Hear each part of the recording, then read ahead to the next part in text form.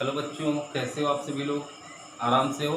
पढ़ाई बढ़िया चल रही है? मैं आपका टीचर, आपका सहयोगी रजन पांडे आपको पढ़ाने के लिए आया हूँ। सोल्यूशन चैप्टर ख़त्म हो गया था। उसके बाद हमने उसके बाद वाला चैप्टर उठाया है, केमिकल काइनेटिक्स। इसको कहा जाता है रासायनिक बलगतिकी। रासायनिक बलगतिकी।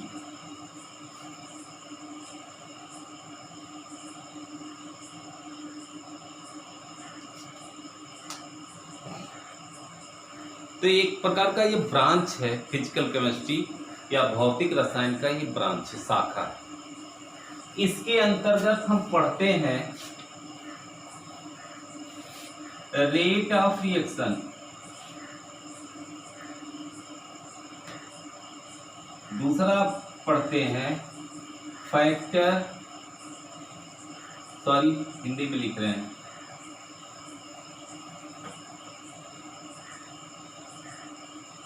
अभिक्रिया की दर। अभिक्रिया की दर। दूसरा होता है अभिक्रिया की दर को प्रभावित करने वाले कारक। प्रभावित करने वाले कारक। और थर्ड स्टेप में आप पढ़ेंगे अभिक्रिया विधि।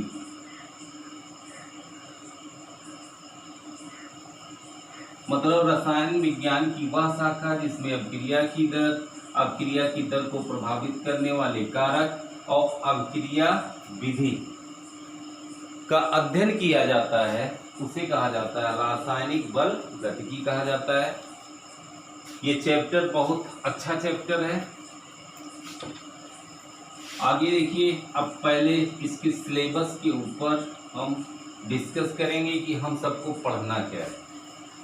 पूरा सिलेबस अब मैं जब भी पढ़ाऊंगा तो पहले सिलेबस का व्याख्यान करूंगा। सिलेबस में आपके क्या है? अभिक्रिया की दर, पहला स्टेप आपका है अभिक्रिया की दर। दूसरा आपको पढ़ना है अभिक्रिया की दर।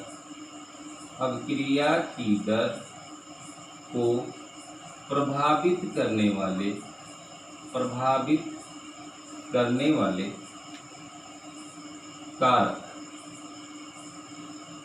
कारक। तीसरा स्टेप आपको पढ़ना है,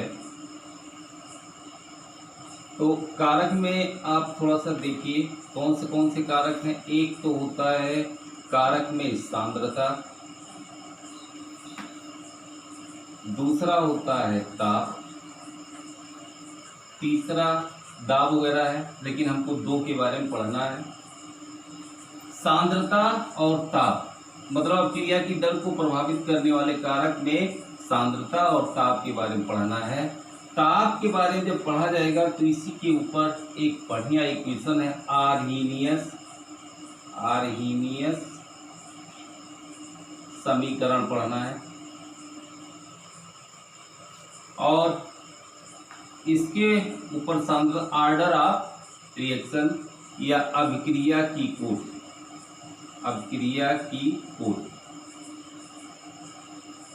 अब अभिक्रिया की कोटि में आपको पढ़ना है शून्य कोटि की अभिक्रिया, शून्य कोटि, प्रथम कोटि, और आगे आपको पढ़ना है द्वितीय कोटि,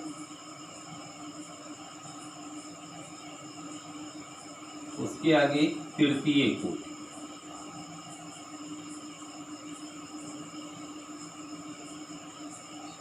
अभिक्रिया की कोटि हो गई। उसके बाद आपको पढ़ना है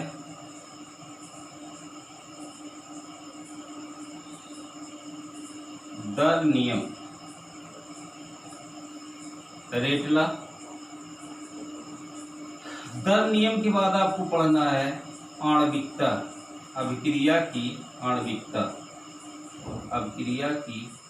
आणविकता।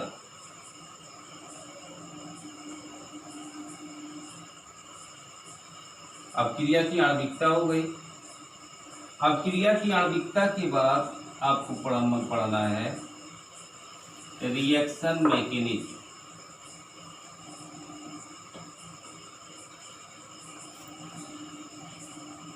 अभिक्रिया या अभिक्रिया विधि, इतने टॉपिक के बारे में आपको इस चैप्टर में पढ़ना है। यही आपका सिलेबस है, यही नीट का सिलेबस है, यही आईआईटी का सिलेबस है। सबसे इम्पोर्टेंट जो होता है ये दोनों, इन दोनों से क्वेश्चन बार बार पूछा जाता है। सांद्रता और ताप, ये अभिक्रिया की कोट से पूछा जाता है, और आर्हेनियस समीकरण, यही दो टॉपिक पर आपको ज़्यादा फोकस करना है, क्योंकि क्वेश्चन ज़्यादातर आपको यहीं से मिलेंगे। तो ये समझ में आया, अपने सिलेबस नोट कर लिया, आगे बढ़ रहे हैं।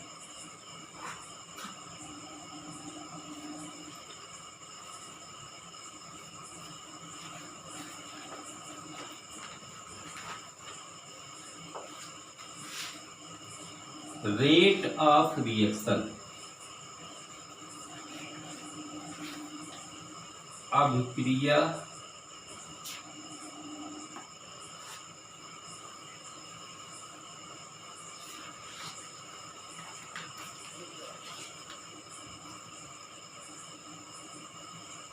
इंग्लिश में कहा जाता है रेट ऑफ रिएक्शन,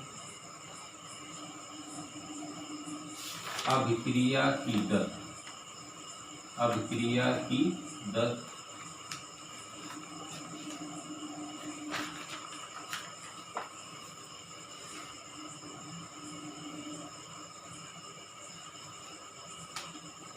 देखिए,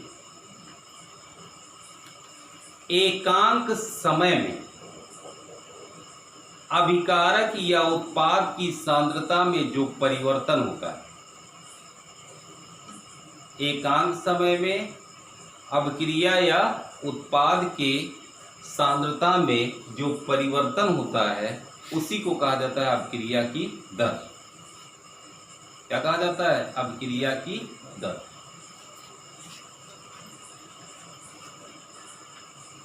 एकांक समय अंतराल में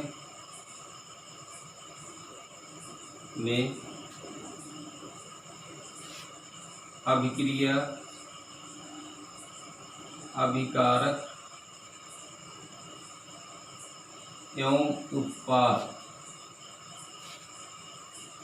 आवलिक उत्पाद कर दीजिए, की सांद्रता में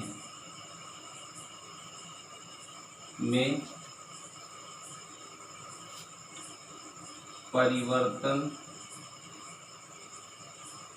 को अभिक्रिया की दर कहते हैं, अभिक्रिया की दर कहते हैं।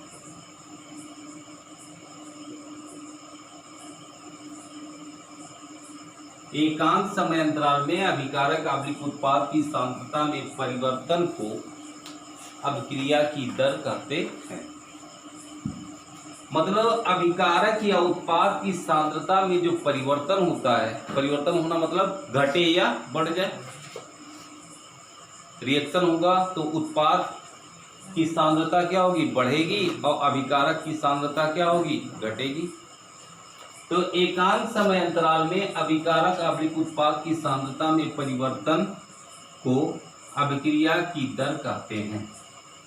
आप एक चीज याद रखिए, इसको प्रदर्शित किया जाता है dx/dt। अभिकारक जैसे है तो अभिकारक की सांद्रता में परिवर्तन बटे समय अंतराल। समय अंतराल कितना दिया गया है? एकांक। तो डेल्टा टी बराबर क्या हो गया? 1 हो गया। तो इस प्रकार से डेल्टा टी बराबर जब ये 1 हो जाएगा तो dx/dt बराबर डेल्टा ये हो जाएगा। इस प्रकार आप कह सकते हैं एकांक समय अंतराल में अभिकारक या उत्पाद की सांद्रता में जो परिवर्तन होता है उसी को क्या कहा जाता है? अभिक्रिया की दर कहते हैं। देखिए, अभिक्रिया की दर को मोटे तौर पे कैसे समझा जाए? अभिक्रिया कितनी तेजी से हो रही है वही उसकी क्या हो जाएगी? दर हो जाएगी। ठीक। अब क्रिया बहुत तेज हो रही है तो दर क्या होगा, अधिक होगा। क्या होगा, दर क्या होगा, अधिक होगा। अब क्रिया स्लो होगी तो दर का मान क्या हो जाएगा, कम हो जाएगा।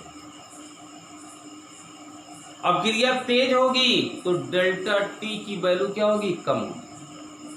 डेल्टा टी की वैल्यू जब कम होगी तो D x by D T की वैल्यू क्या हो जाएगी, ऑटोमेटिक बढ़ जाएगी। समझ में आया। तो यही चीज है। अब देखिए रेट ऑफ रिएक्शन, हम हर किसी अपक्रिया का रेट ऑफ रिएक्शन नहीं निकाल सकते। अपक्रिया को भी क्वालिटी के हिसाब से, कैटेगरी के हिसाब से डिवाइड किया गया है। देखिए पहली है वेरी स्लो रिएक्शन या अति मंद अपक्रिया। मंद अपक्रिया,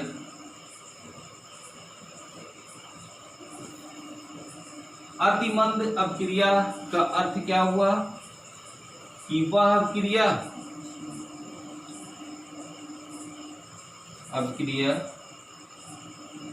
जो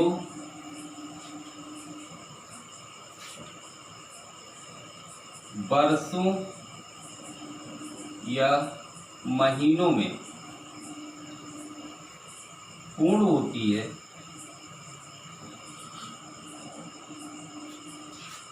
अति मंद अपक्रिया कहलाती है। अपक्रिया कहलाती है।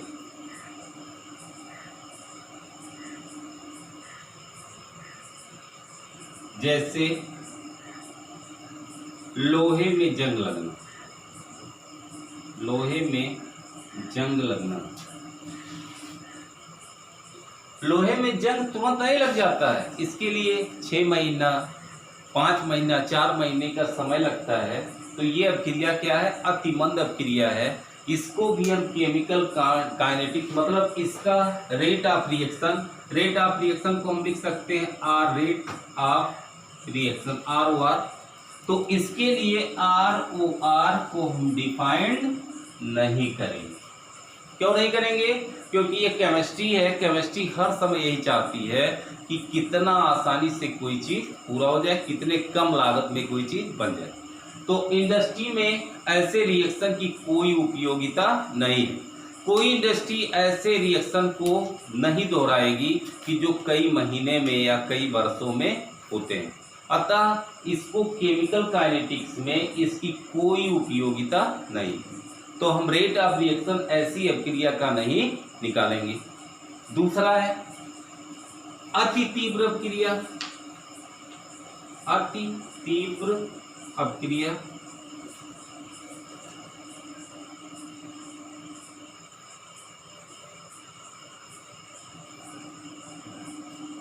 वह अपक्रिया जो पूर्ण होने में सेकेंड से भी कम समय लेती है।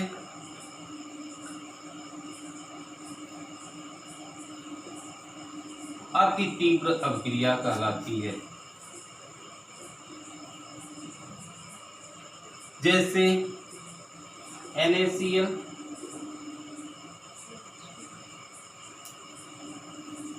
HCl प्लस NaOH, ये मिलकर के बनाएगा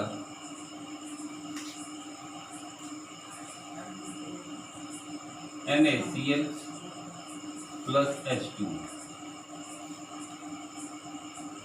सॉरी, कोई साल्ट का लिया जाए, जैसे NaCl, AgCl प्लस H2SO4 या HNO3 कर लीजिए। क्या बनाएगा, HCl बाहर हो जाएगा तो क्या बनाएगा, AgNO3 प्लस HCl। ये अभिक्रिया आप जानते हैं कि आयंस के रूप में होते हैं, Ag+ और Cl-। ये पहले से आयंस के रूप में होते हैं। ये टूटा रहता है H+ NO3-। ये तुरंत आयन क्या करते हैं, एक दूसरे को अटैक करके, मतलब ये जो रिएक्शन होता है ये होता है 1 माइक्रोसेकंड में 10⁻⁻6 सेकंड में ये पूरा हो जाता है। तो इतना तेजी से हो रहा है रिएक्शन कि यहाँ पर हम रेट ऑफ रिएक्शन निकालना संभव नहीं। कैसे निकालेंगे भाई, प्रैक्टिकल करना है हमको, तो कितना जल्दी कौन सा यंत्र हमको बता पाएगा। तुरंत डाले तुरंत रिएक्शन हो गया। तो हम रेट ऑफ रिएक्शन ऐसे अभिक्रिया के लिए रेट ऑफ रिएक्शन हम निकाल नहीं पाएंगे। तो इसके लिए भी रेट ऑफ रिएक्शन निकाला नहीं जा सकता है, इसके लिए निकालना उचित नहीं है, इसके लिए निकालना संभव नहीं है। तो रेट ऑफ रिएक्शन हम ऐसी अभिक्रिया का नहीं निकालते हैं। नेक्स्ट अभिक्रिया जो आपको पढ़ाने वाले हैं वो कल पढ़ाएंगे। आज इतने ही, नेक्स्ट कल। और चैनल पे नए हैं तो चैनल को सब्सक्राइब करेंगे, लाइक करेंगे, शेयर करेंगे। जो नहीं समझ में आ रहा उसको पूछेंगे। धन्यवाद।